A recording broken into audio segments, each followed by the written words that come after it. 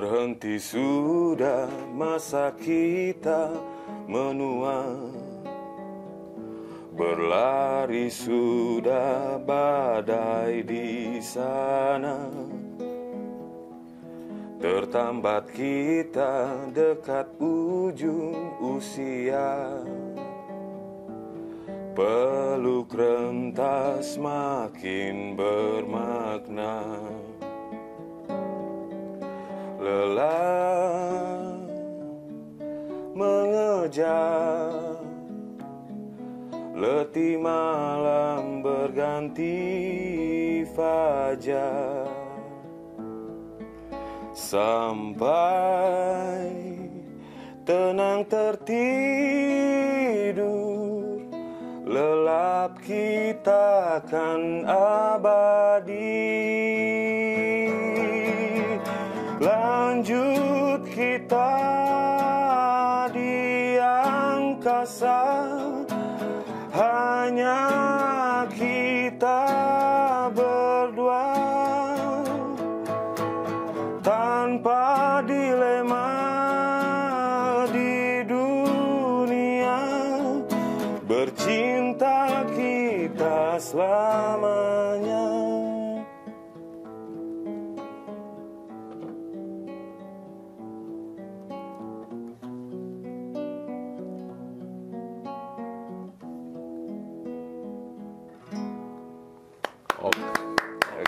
Oke. Erlangga Gentayu gitu ya. Nama terkenalnya itu ya di video ya. Ya, di Instagram. Selamat datang di Oke Made, Om Swastiastu. Om Swastiastu. Ya.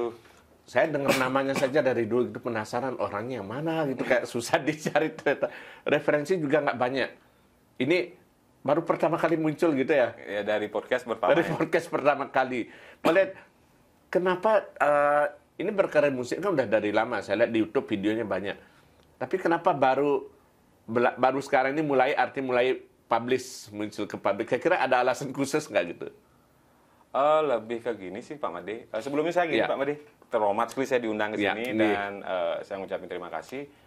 Gini Pak Made, kalau untuk itu saya lebih ke antara belum terlalu ketemu formula yang pas saja saya ini siapa untuk dalam bidang musik. Ya baru-baru akhir-akhir ini saya baru kayaknya kurang lebih memahami saya ini siapa itu, baru berani menunjukkan diri. Bahasa mudahnya masih mencari bentuk dan belum yakin untuk dikenal publik gitu ya. Padahal karirnya sudah lama ya menang Buana gitu ya. Nah, kalau boleh tahu ini mungkin bisa diperkenalkan dulu karena sosoknya banyak orang bertanya juga siapa sebetulnya Erlangga Gentayu. Nama lengkapnya Ide Bagus Erlangga Wiranata gitu. Asli dari Gianyar. Asli Gianyar. Nama tiang Ide Bagus Erlangga Wiranata. Tiang berasal dari Gianyar. Pekerjaan sehari-hari tiang lebih ke tiang ini Pak punya usaha konveksi. Dan untuk hobi segala macam tetap di musik lah. Tetap di musik gitu. Kalau boleh tahu kita mundur dulu ke belakang sejak awal. Mulai kapan suka bermusik? Nah, tertarik di musik itu. Tertarik saya di musik, saya ingat Pak Made ya. Dulu sebelum TK ada dulu lagu gini Pak Made. Cintaku merah jambu, zaman apa itu di TV? Lagu 90-an itu ya. Saya masih kecil, saya ingat saya memori musik. Cinta merah jambu apa? Cintaku daun yang seperti daun pisang. Kok nadanya nih gitu tuh. Saya lihat di TV waktu itu nih, apa ini? Lihat daun pisang. Ya gitu-gitu Pak. Jadi lagu dangdut. Habis itu saya lihat ada orang megang alat gitu. Mungkin gitar namanya, akhirnya kan itu saya tahu. Saya bilang sama orang tua, pingin punya itu. Dibikinlah saya dari itu Pak, dari triplek untuk gitar-gitaran. Dari situ saya mulai tertarik sama dunia musik. Lalu seiring berjalannya waktu, karena terus sama orang tua tiap pagi dihidupin kaset lagu segala macam, sampai di SMP saya mulai merasa kayaknya saya pingin jadi musisi deh gitu. Cita-cita pertama itu jadi musisi malah jadi SMP, cuman masih kurang percaya diri, habis itu kurang tahu bagaimana cara bikin karya segala macam, arahnya mau kemana, kenal siapa gitu belum paham sama sekali, sampai di ujung-ujung SMA kalau nggak salah waktu itu mulai saya begini cara bikin lagu setahu saya gitu. Saya mulailah cetak-cetak asal-asalan, dulu rekam segala macam, tapi masih di lingkup terdekat saja saya sebar. Di rumah aja dulu dan lingkungan. Lingkungan teman-teman. Lalu Itu udah lagu bahasa Indonesia? udah Indonesia, Pak. Referensinya emang lebih banyak lagu bahasa Indonesia ya sebelumnya? Iya, Pak, itu. Kebetulan memang Ibu dulu sering dengerin lagu siapa namanya itu? Bruri Marantika. Itu. Zaman Bruri, Dewi Yul. Iya, gitu ya. Dewi Yul, Yuni Sara, apa yang ngoper-ngoper itu. Di situ nambah mulai saya nyari-nyari referensi baru, beli-beli kaset yang apa yang menarik saya lihat gitu loh, Madi. Itu nggak tetap untuk ngeband atau apa waktu itu juga? SMA sudah mulai ngeband, cuman waktu itu ngeband pada saat itu kan lagi hipnya musik-musik punk rock, Pak. Iya. Bawa saya juga waktu itu dapat ngeband sama beberapa teman SMA bawa lagunya SID ya, zaman-zaman awal-awal 2000 ya. Lolot gitu. Ya, waktu itu. Sampai akhirnya di kuliah saya mulai ketemu saya lebih kemananya untuk bermusik. Mulailah saya bikin karya lebih. Kan cita-cita jadi musisi. Kuliahnya ke hukum. Kenapa bisa terdampar di hukum? Bagaimana ceritanya? Ini menarik. Cita-cita musisi, kuliah di hukum, berakhir jadi wirausaha. Sejauh ini saya pikir waktu itu sih, Pak, ya. Kalau musik kemana nih besok duitnya nih? Gitu ke kasarnya, Pak. Masih ada pertanyaan. Pertanyaan supaya pertanggungjawaban saya besok sama orang tua bagaimana? Gitu. Habis itu orang tua nyaranin saya sekolah di hukum, kebetulan orang tua orang hukum juga. Akhirnya demi ini juga, demi cita-cita orang tua kasarnya. Cita-cita orang tua sekaligus juga meyakinkan diri. Akhirnya kuliah di hukum. Kuliah di hukum, saya waktu itu kuliah di hukum. Tapi saat tetap bermusik itu di kepala saya itu. Waktu itu bermusik, bikin karya. Di zaman kuliah itu malah saya banyak dapat kasarnya inspirasi, referensi dari teman-teman di kampus. Ini ada lagu begini. Mulailah lebih paham, musik itu lebih luas begini gitu, Pak. Tapi tetap waktu itu belum tahu musik ini bakal jadi istilah diseriusin atau apa, belum gitu ya? Berkarya belum? Berkarya sudah, cuman lebih untuk kayaknya serius banget itu masih ragu-ragu. Kalau sekarang sudah mulai paham saya yang mana porsinya untuk kehidupan sehari-hari sama untuk berkaryanya. Ya karena waktu itu mungkin masih berpikir yang seperti dibilang awal tadi ya, untuk payung Jakarta gimana, pasti gitu dulu ya. Sana, Pak, ya. Tapi kalau keputusan kemudian untuk mulai, ini kan eranya Erlangga kan kalau nggak salah berarti memasuki pertengahan 2000-an awal itu kan. Iya. Ketika itu YouTube belum booming. Facebook juga baru-baru masih awal. Friendster ya, jangan-jangan. Ya, zaman-zaman masih Friendster. Berarti waktu itu masih belum terpikir juga ya karya itu akan dipublish seperti apa, belum gitu? Masih buta sama sekali, Pak. Tidak kepinginan waktu itu untuk mungkin masuk ke studio rekaman, coba menawarkan mungkin ke Progina atau apa dan segala macam? Ada, cuman bayang karena kita tahu, saya tahu pribadi musik saya Indonesia, bayangan saya cita-cita waktu itu bawa ke label besar di Jakarta, cuman saya nggak ngerti kemananya gitu. Akhirnya ya sudah di sebagai gini aja, Pak, simpen aja. Ya. Nah kalau yang pertama kali mulai dipublish secara lebih luas itu masih ingat nggak lagu apa? Publish di internet? Karena ya pasti internet ya, karena setelah itu kan era rekaman sudah nyaris nggak ada lagi kan? Iya, di internet ya Hela Napasnya, Pak. Ada Hela Nafas ya. Ada band Hela Nafas. Nah kita nyambungnya ke sana sekarang, ke Hela Nafas. Awalnya kan solo, kemudian akhirnya memutuskan duo menjadi Hela Nafas. Satunya lagi siapa, saya belum tahu namanya. Ada namanya Gung Wah. Sama Gung Wah. Iya. Nah itu bisa akhirnya memutuskan berkarya jadi Hela Nafas itu gimana? Dan namanya asik loh, Hela Nafas. Hela Nafas. Waktu itu memang kita lagi ngobrol-ngobrol aja di rumah. Habis itu bikin sesuatu yuk. Gitu. Dia punya referensi lagunya yang saya kaget dengar, ada musik begini ya. Dari si Gung Wah ini gitu. Habis itu dari berdasarkan referensi itu saya bikin karya sama dia lah waktu itu, ada beberapa lagu sampai akhirnya sekarang tidak terlalu untuk Hela Nafas tidak terlalu jalan karena dia sibuk, saya juga sibuk gitu. Dan lagi kembali saya ke konsep solo sendiri, solo ini gitu. Karena ini terus di kepala saya ada ini harus dijadi nih. Dorongan berkarya itu gitu ya. Ada yang sempat di Hela Nafas tapi kemudian berkarya sendiri juga ini membutuhkan penyaluran juga. Iya, persisnya gitu, Pak. Dan lebih ke gini, Pak, saya berpikir akhirnya ini pakai dokumentasi diri aja. Artinya tetap masih idealismenya begitu ya, bukan artinya kayak sekarang orang mengejar untuk viral kayak gitu. saya nggak munafik, saya perlu itu, cuman bukan itu yang pertama, Pak. Oke. Saya lebih ke bagaimana caranya karya saya ini minimal berfungsi untuk diri saya sendiri. Oke.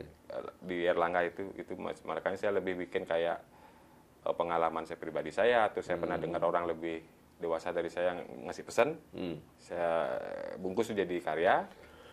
Itu pakai minimal untuk ngingetin diri saya sendiri. Syukur-syukur kalau ada dampak ke orang lain. Lebih Itu kesana. kalau mungkin kita startnya dari Hela Nafasnya dulu ya. Ya. Ketika pertama lagu Hela Nafas itu, yang paling pertama dikeluarkan apa?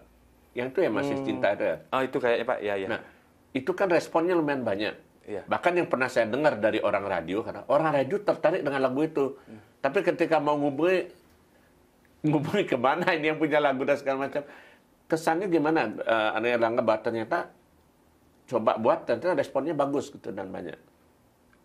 Waktu itu mungkin gini, Pak, sempat ada, ini kok agak lucu sih. Saya punya nomor yang lama, mati nomornya. Mungkin dari itu banyak Yang menghubungi gitu. mungkin ya nggak tahu juga. Ada beberapa juga teman-teman cerita kok saya dihubung segala macam. Waktu itu saya ganti nomor mungkin. Habis itu cuma lihat progres dari Viewernya itu ya. viewernya. Bedanya di La Nafas ini untuk cara nyanyinya range-nya kan lebih tinggi. Betul. Kan? Sedangkan saya sekarang lebih ke range bawah. Dari bawah jadi. Nyanyinya gitu. Wah, ini gimana pertanggungjawabannya, kasarnya begitu. Kasar begitulah. Tapi tetap dua entitas yang berbeda Ya, kan, beda, Hela beda. Nafas sama ini. Beda. Tapi ada yang bilang itu ketika di Hela Nafas orang banyak membanding-bandingkan dengan band Jakarta, katanya seperti ada band atau apa vokalnya itu gimana? Ada orang bahkan mungkin kalau ada yang belum pernah tahu Erlangga dengar lagu itu mungkin dikira band dari luar. Ya, kalau itu gimana saya jawab nggak bisa. Itu kan penilaian orang, Betul. Pak. Cuman saya mau dibandingin bagaimanapun, saya sih nggak apa-apa. Tapi waktu itu memang ada referensi band Jakarta atau apa adanya aja memang? Kalau seperti band yang berpengaruh di saya, band itu ya angkatan 90 Iya. Pak. Dewa, Sila, lebih ke Dewa Sila sama itu aja dua. dua aja Padi paling lagi banyak satu. ya. Itu lumayan berpengaruh dari penulisan lirik sampai di aransemen, formula lagunya itu segala macam. Mungkin secara nggak langsung makanya kebentuk agak gitu. mirip, ya. Nah, kalau kemudian tadi kan dikatakan bahwa ada dua warna yang berbeda, jadi ketika di Hela Nafas nada agak tinggi, Iya. kemudian di Erlangga Gentayu jadi agak Range turun, range-nya agak ngambil range bawah. Kira-kira pertimbangannya apa gitu waktu itu? Kalau yang di Erlangga itu pertimbangannya kenapa saya ambil di bawah. Kalau pas saya nyanyi range bawah, saya baru tahu bahwa saya itu sebenarnya cocoknya nyanyi range bawah. Oke. Lebih Berarti di Hela Nafas tuh agak sedikit ngangsahan gitu ya? Ya, kasarnya gitulah, Pak. Saya belum mengenal diri banget pada saat itu sebagai musisi ya. Saya belum mengenal banget vokal saya berapa range-nya, asal nyanyi aja habis itu. Tapi kok kayaknya berat nih ya setelah jadi. Kalau terus-terusan gitu susah juga gitu ya. Jawabannya gitu. Kayaknya saya bikin konsep Erlangga itu yang memang range lagu di bawah apa segala dan biar saya nyampein lirik dari lagu itu saya usahakan lebih nyampe karena lebih ngobrol dia. Yang berbeda dari Hela Nafas dan Erlangga itu apakah hanya range vokalnya saja atau juga termasuk tema lagunya? Tema lagu berbeda, Pak. Kalau lebih Erlangga kalau La Nafas lebih ABG lah tanda kutip, lebih muda. Ya anak-anak muda sekarang yang jatuh cinta Permasalahan, dan ya. segala macam gitulah. Ya, sedang kalau di Erlangga saya ngebungkus beberapa pengalaman hidup, habis itu beberapa fiksi apa bilang di imajinasi perangkat, atau apa ya, gitu. yang saya dapat gitu dari beberapa proses itu, dan saya pengen bungkus itu biar nggak lupa, jadilah lagu gitu. Kalau pertama kali akhirnya memutuskan solo itu lagu yang mana itu pertama kali keluar Erlangga Gentayu? Ada ikut AMB waktu itu untuk Wanita di Sampingku. Oh, iya. Itu bercerita tentang istri kebetulan, Iya. di mana saya pada saat itu ada kondisi yang lumayan berat di keluarga. Dan untung ada istri di samping Yang pada saat mendampingi. itu. Dari situ saya, ini bisa dipakai pesan gitu. Oh ya, ya makanya namanya berbeda, orang udah berpikir Hela Nafas Erlangga orangnya sama kayaknya kan gitu ya waktu itu ya. Iya. Oke. Tapi kemudian berproses dengan Erlangga Gentayu itu sendiri, kalau dilihat dari respon di video di YouTube segala macam itu gimana kesannya? Untuk Erlangga saya lumayan senang terutama di lagu Teta itu. Saya lumayan senang lah secara pribadi bahwa kayaknya memang beneran ada dampaknya, walaupun 1-2 orang sampai ada yang DM. Dari itu saya merasa lebih berguna aja hidup gitu. Lagunya bisa bukan hanya sekedar diterima tapi memberi manfaat bagi yang dengar juga gitu ya. Lebih rasa ada gunanya saya gitu. Lebih ke gitu. Itu kan kemarin publik juga jadi tahu lebih banyak lagu Teta itu kan setelah dibawa ke X Factor kan itu. Tapi boleh didengerin dulu nggak dikit lagunya yang mana? Teta. Lagu Teta. Boleh. Oke. Itu ceritanya tentang apa, Pak Bode bilang temanya tentang apa? Teta itu setahu yang saya baca di artikel itu, beberapa artikel yang saya baca, di otak kita ada beberapa gelombang katanya, Pak. Gelombang sadar, alam bawah sadar, dan di pertengahannya, Pak. Di pertengahannya itu Teta, dan katanya di situ kalau kita mau masukin sugesti, mau masukin pesan-pesan motivasi ke diri, lebih gampang masuk, Pak. Di gelombang Teta. Di gelombang Teta. Nah, sedangkan untuk mengakses itu ada beberapa cara. Pertama dengan teknik yang tiang baca lewat hipnotis. Lagi satu ada teknologi namanya Hearst gitu. Ini ke tiang baca tentang Hearst segala macam. Kita mesti ragu nih beneran ngefek apa enggak. Akhirnya apa yang saya baca saya coba jadikan karya untuk menguji apakah teori itu betul. Secara gini beneran apa enggak nih. Ternyata kayaknya sih Pak dari kemarin itu yang lihat dari beberapa komen dan DM yang masuk, kayaknya sih memang ada efeknya bener nih Hearst nih gitu. Kayaknya yang mau lebih memperdalam lagi besok tentang gelombang Hearst dan segala macam. Nanti bisa jadi musik untuk healing jadinya. Saya percaya itu nanti akan jadi mungkin Pak terapi gitu ya. Di masa depan kayaknya itu jadi sesuatu deh Pak. Oke, boleh kita dengarkan dulu ya. Saya buat sedikit ya Pak ya. Oke. Kalau kebanyakan nanti kita jadi nggak sadar.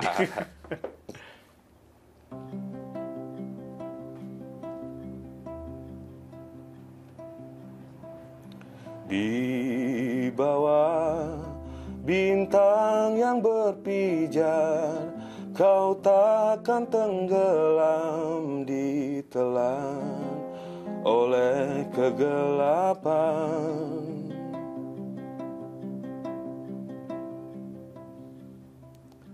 Suara malam pun kan tunjukkan arah jalan pulang ke rumah di dalam dirimu. Pejamkan matamu, ikuti nafasmu, dia akan tunjukkan siapa dirimu. Kan kau temukan jawaban atas semua pertanyaan di dalam hidupmu. Ya kurang lebih begitulah Pak. Itu sempat nggak Nangga mungkin mencari referensi juga penyanyi Indonesia atau penyanyi luar yang mungkin setipe gitu atau pernah membawakan lagu seperti itu, ada nggak? Maksudnya alirannya? Iya, alirannya. Kalau nggak salah sih saya nggak kurang gini. Dengar yang sekarang sih, yang dulu juga nggak ada. Saya malah ini lebih ke inspirasinya ke nada pelom Pak. Ya, karena kalau didengerin baik-baik tadi, nada-nada Bali itu ya, karena saya ada. Saya mau ngangkat nada Bali. Itu memang disengaja atau kebetulan jadi seperti itu? Disengaja dan kebetulan, dalam artinya begini.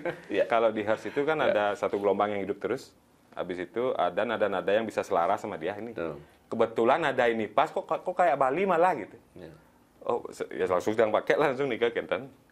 Ya, tembang-tembangnya seperti lagu-lagu zaman dulu, dia bilang seperti lagu-lagu tembang Bali gitu ya. Iya, zaman-zaman kayak nak ngidungin nak ceni. Betul, ya kayak pupuh itu jadinya. Ya, arah-arahnya Tiang juga memang kebetulan mau ngangkat itu dari versi Tiang. Gitu. Maksudnya bahwa ini bisa, bahwa begini hebatnya orang dulu, salah satunya lewat. Ini lagu pertama yang artinya mencoba mengangkat genre itu, atau sebelum Tetanya sudah ada sebelumnya? Sebelumnya belum. Ini yang memang lebih terkonsep. Jadi eksperimennya boleh dibilang ya? Kasarnya begitulah. Nah, jadi lebih ada hubungannya nggak ketika kemarin Aini memutuskan ikut X Factor itu karena ada lagu ini coba bawa ke sana, atau karena memang kebetulan berniat X Factor baru bawakan lagu ini? Maksudnya gimana ulang Pak? Ada ini tiba-tiba kan bermusik dari sudah lama, tapi baru tahun lalu 2023 ikut X Factor. Oh iya. Nah yang mendorong itu apa karena kebetulan ada karya Teta ini, atau sebaliknya malah gitu?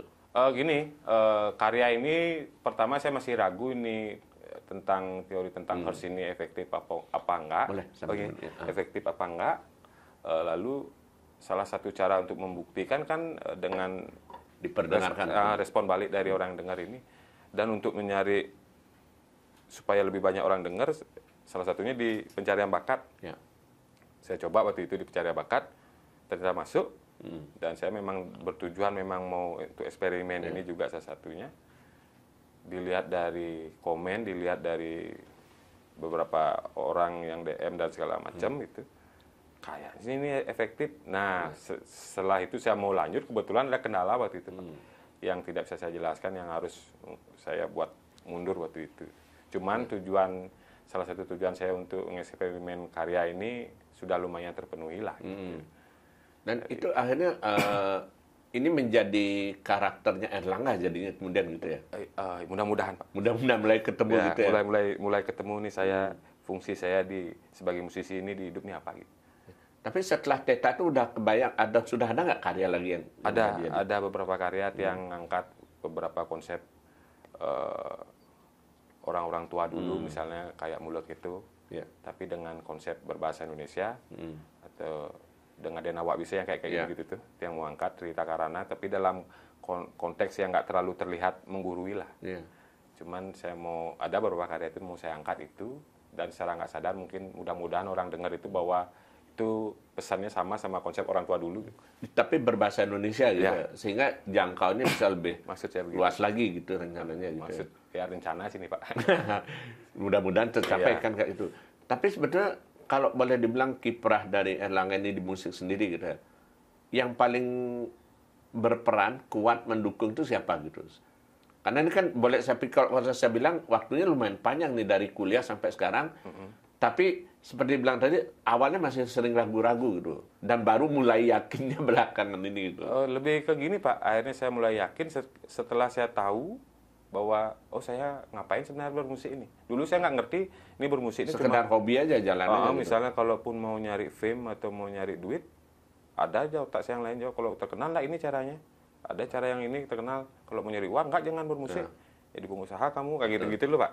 Akhirnya ada tentang diri, sampai akhirnya ketemu, kalau memang kamu jadi musisi, fungsi apa yang kamu bisa berikan ke orang-orang di sekitarmu minimal. Itu self-reflection seperti itu ya? Minimal apa gitu. Mulailah ketemu, bisa saya minimal mendokumentasikan diri, satu. Kedua, ada beberapa pesan-pesan yang pernah saya baca, atau saya pernah dengar dari orang lebih tua, segala macam, bisa saya share lagi ke orang lain dalam bentuk karya gitu. Lebih ke lebih berfungsi di situ. Jadi apalagi setelah pembuktian di X Factor itu, jadi lebih yakin lagi kan itu ya? Itu lebih, kayaknya memang salah satu saya terlahir nih kayaknya di musik ini deh gitu. Jalannya untuk ini gitu. Nyampein sesuatu gitu. Dari orang-orang tua dulu, atau pesan-pesan orang yang mana gitu. Tapi kalau boleh tahu kenapa proses di X Factor tuh sampai di mana gitu? Saya sampai di audisi ya Pak. Sampai di audisi, habis itu waktu itu dapat 4 yes. Di next selanjutnya ada kendala yang nggak bisa saya ceritain. Saya memutuskan untuk mundur pada saat itu. Padahal peluang ada sebetulnya. Ada banget, cuman saya memutuskan untuk mundur karena itu kembali ada kendala yang nggak bisa saya ceritain. Cuman paling tidak tujuan awal saya untuk menguji lagu Teta saya ini beneran gitu ya? Adalah gambar 50% dari kita lihat di komen, 100%-nya kan belum. Cuman kayaknya beneran ngefek ini gitu. Mungkin dengan kada berikutnya bisa dibuktikan. Saya mau makin eksperimen. Pengalaman kemarin ketika di X Factor itu, walaupun mungkin bisa ditonton di YouTube ya, ada pengalaman, tapi kesan terutama dari para juri waktu itu gimana gitu? Atau mungkin Erlangga masih ingat nggak, mungkin ada pesan atau komentar yang mendalam yang Erlangga masih ingat dari para juri itu misalnya Pak? Terhadap karya Teta itu? kayak si Judika bilang bahwa dia akhir-akhir ini, kalau nggak salah saya dengar Pak ya, akhir-akhir ini saya lagi dengar juga musik-musik harsh untuk tidur. Nah, waktu dia ngomong begitu saya berpikir, oh berarti dia bisa tidur pakai harsh, beneran ini harsh ini berfungsi gitu. Teknologi harsh ini habis itu si ini ngetarang. Apa bahasa Indonesia ngetarang? Konteks kalimatnya Bang Ngetarang. Ada memberitahu mungkin memberitahu atau gimana gitu. Memberitahu bahwa atau menunjukkan ya. Konsepnya pakaian, ada yang ke pakaian, ada yang ke di depan panggung segala macam. Waktu itu berarti tampil apa adanya aja gitu. Apa adanya, karena saya nothing tulus Pak.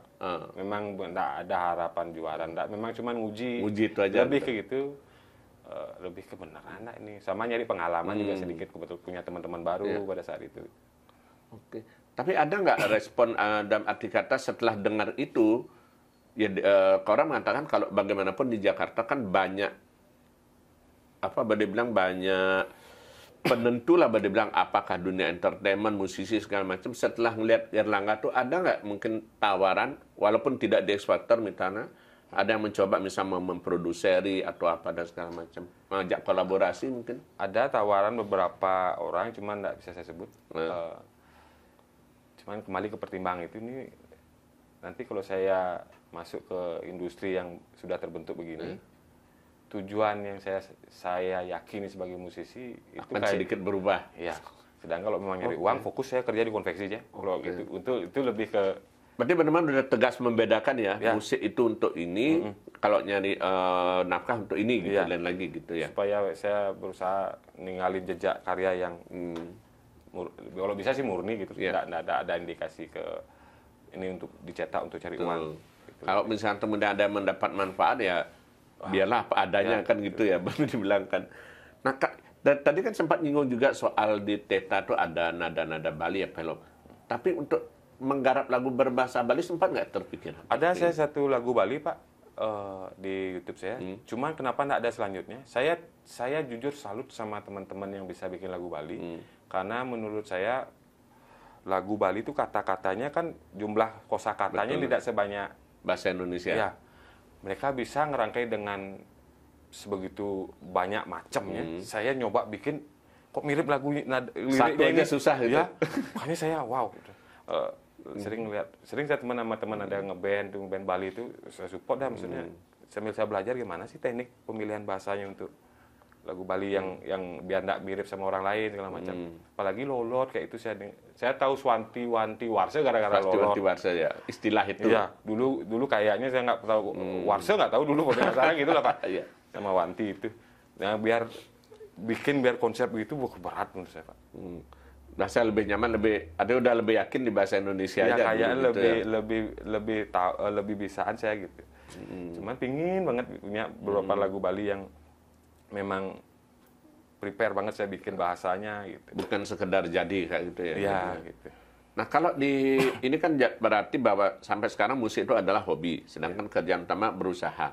Nah, seperti apa mungkin Erlangga menikmati gitu boleh dibilang, atau mungkin di saat apa saja Erlangga akhirnya meluangkan waktu untuk musik gitu? Kalau untuk berkaryanya, biasanya saya habis kerja, benar-benar agak mumet otak dari kerjaan itu kasarnya.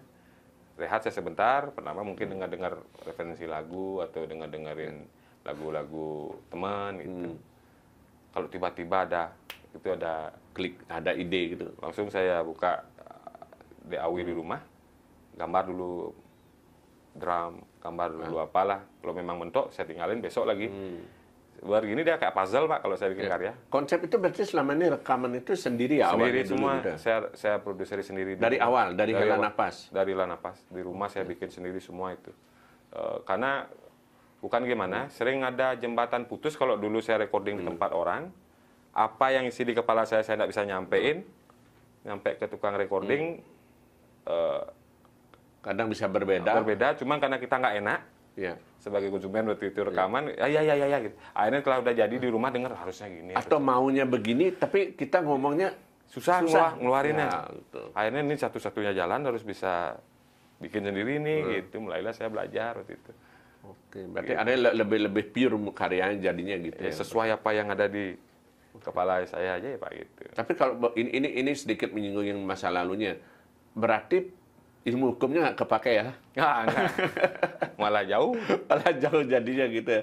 Nah, kalau boleh tahu siapa yang paling kuat mendukung kiprah Erlangga di musik mungkin? Ya orang-orang terdekat, kayak istri, kayak anak, juga dulu orang tua juga, saudara-saudara gitu. Teman-teman juga gitu. Kalau di lingkungan keluarga ada nggak ikut musik juga selain Erlangga? Ibu saya aja yang memang kayaknya effort sekali sama musik, Pak. Dulu saya ingat saya tuh waktu kelas 1 SD ada lomba, apa istilah kalau di sekolah-sekolah mau perpisahan itu, Pak?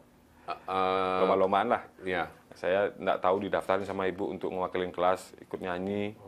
Sampai ibu zaman itu beli tip untuk saya latihan karaoke, lagu lumba-lumba waktu itu. Oh, si lumba-lumba, si siapa dia? Bondan Prakoso ya. Bondan waktu itu. Di situ tiap kemana-mana dulu keluar sama ibu, di tipnya dihidupin lagu-lagu terus gitu. Kadang Queen, kadang dihidup ke Beatles segala macam lah. Sadar nggak sadar mungkin terinjak ya ke gini. Oke. Pala habis itu ya ibu ya lebih ke gini, lebih ke untuk mempengaruhi musiknya gitu. Kalau dihitung udah ada berapa lagu berarti yang sudah diciptakan, yang direkam dan yang belum direkam mungkin juga? Sampai yang belum direkam kemarin berapa minggu yang lalu sempat saya pas pertanyaan ini. Beberapa minggu yang lalu sekitar 89, Pak. 89 yang termasuk sama yang belum direkam? Ya, termasuk sama yang belum direkam.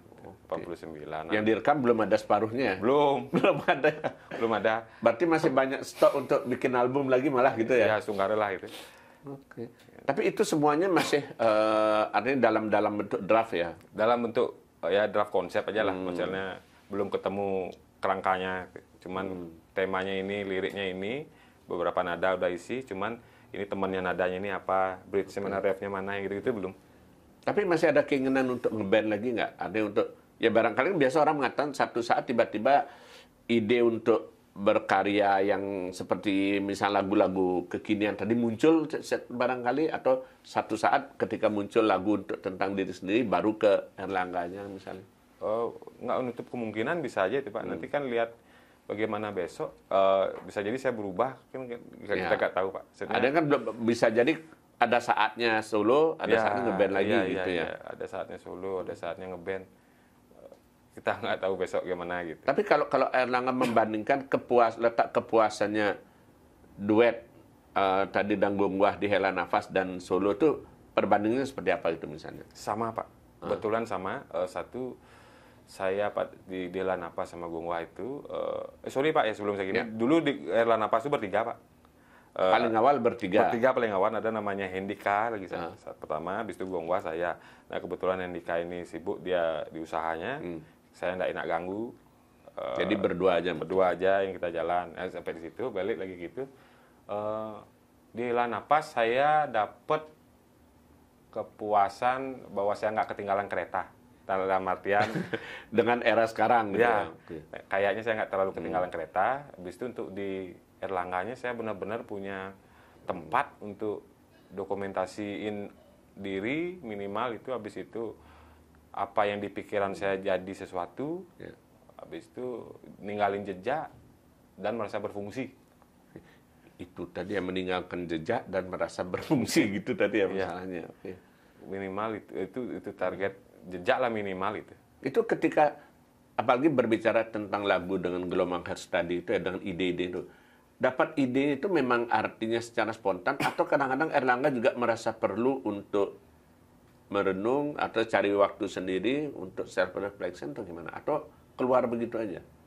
Ada yang keluar begitu aja dari fenomena apa yang saya lihat gitu. Ada juga yang karena kebetulan saya mengalami sesuatu gitu. Saya cari jawabannya, nyari jawaban secara